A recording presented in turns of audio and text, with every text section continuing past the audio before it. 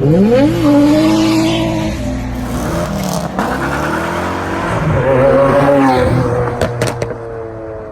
guys, welcome back to the channel. Now, I know it's been a super long time since I've made a GTR update video. If you've been following the Instagram page, you'd know that that isn't because I haven't been doing anything with it. I've actually been working my ass off getting a bunch of parts ready, and I guess I'll let the cat out of the bag on YouTube now.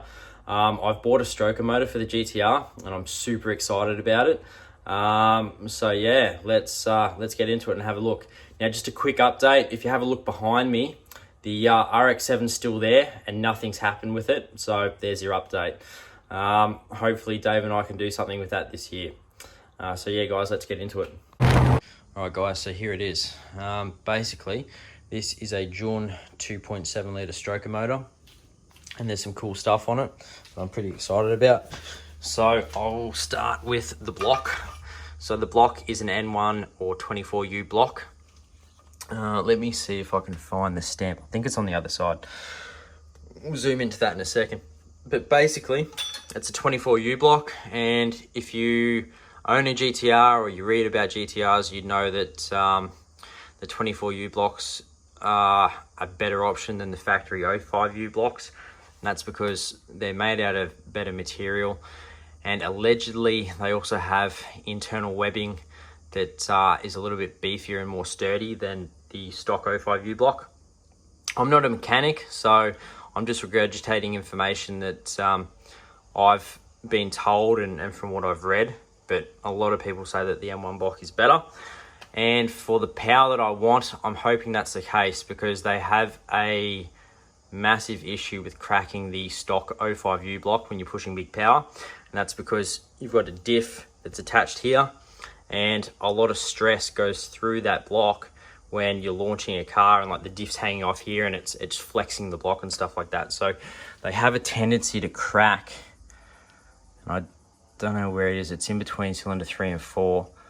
I think it's on the other side of the motor. I've never actually seen one crack, but yeah, I think it's on the other side. Anyway, moving on up onto the head. So the head's been ported. It has Tomei 270-degree cams with 10.8mm lift, so hopefully they'll sound super lumpy. I'm just trying to think of what else I can tell you off the top of my head. I don't know if I just said it, but it has 1mm oversized valves. So yeah, the head has been built, and I'm hoping it flows quite a bit better to help with response and stuff like that. Now, I've bought this for it, which is a Garret GTX3584RS. Now, the reason I bought this turbo, guys, was because I want a fair bit of power, but I don't want to sacrifice response to get it. So after researching all of the turbos that are on the market, I sort of settled on this one. A lot of GTR guys run the 3582, and they run that with really good results. Tons of response, and they get over 700 horsepower. This is apparently a little bit bigger, but it's supposed to spool better because it's a new generation turbo. So there's a GTX wheel there. I personally can't tell the difference looking at them between a Gen 1 GTX and a Gen 2. I don't know if it's the amount of bloody blades on the compressor wheel or whatever. But anyway, this turbo should see me somewhere between 700 and 800 horsepower with a decent amount of response. So I'm really looking forward to seeing how it drives. I have here, there's a dump pipe, obviously. That may get remade into 4 inch to match the exhaust. So I really don't want to choke this at all. I've also got a 60mm, pardon me, that's the coronavirus kicking in. A 60mm Turbosmart Gen V power gate, and a screamer pipe down here, which I'll probably have a little removable section to plumb back in if I need it, if I have any trouble with the police. What I haven't got on here at the moment, guys, is an extended sump. I have a sump lined up, but if I don't end up buying the sump that I have lined up, the shop that I'm giving the car to is just going to fab one up for me.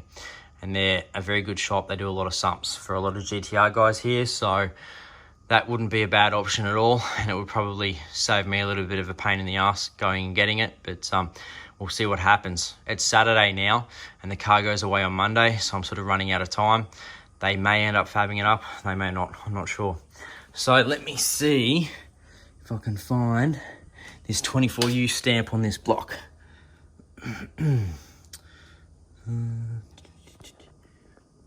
I can see it, but I can't get the camera to zoom in on it. Oh, there it is.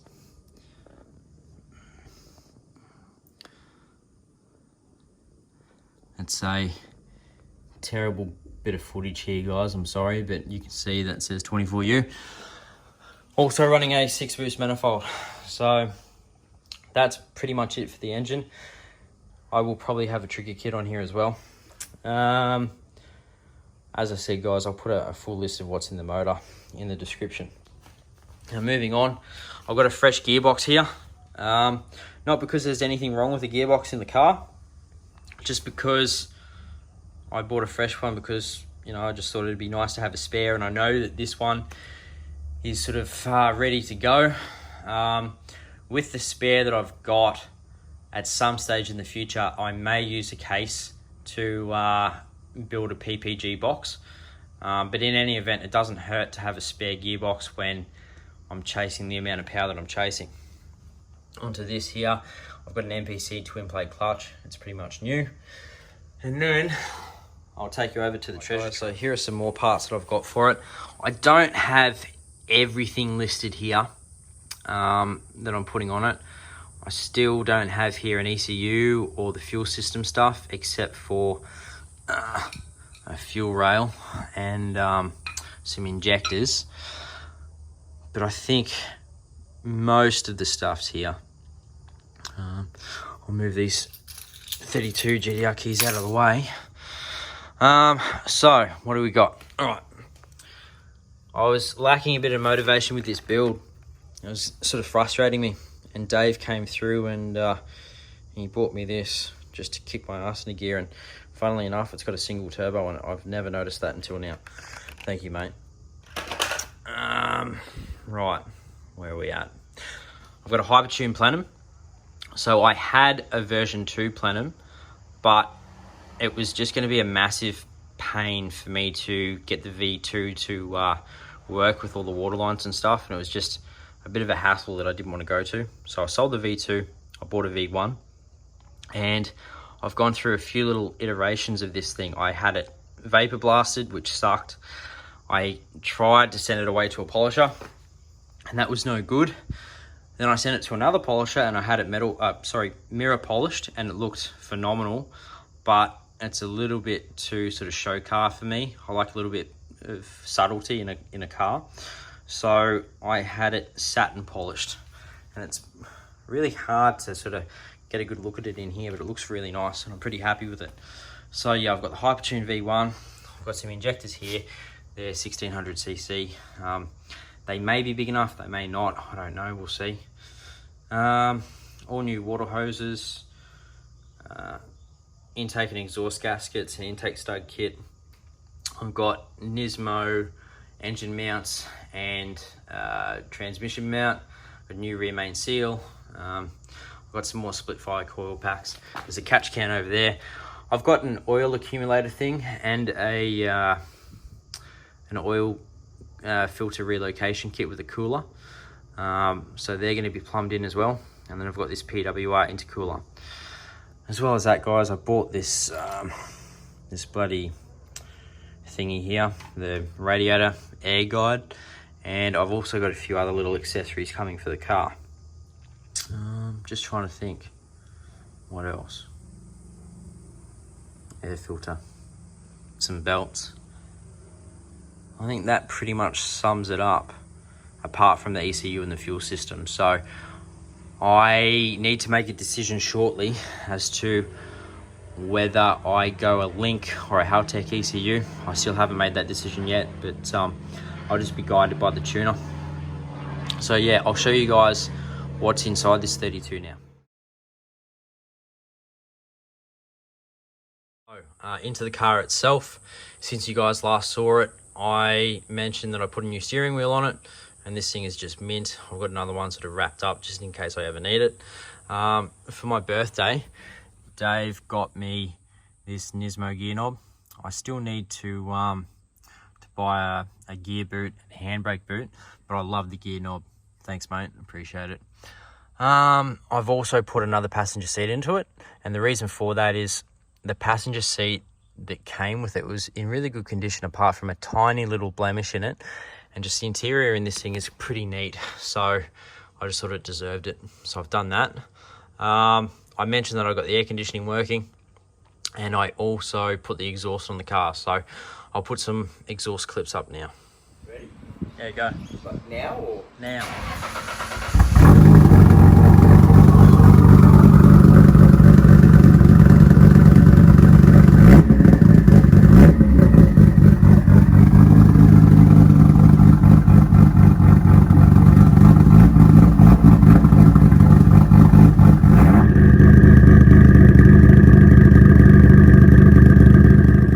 Alright guys, thanks for watching.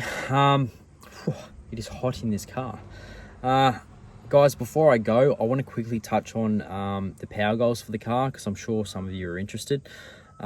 Basically, I want to make as much power as possible without sacrificing the longevity of the setup.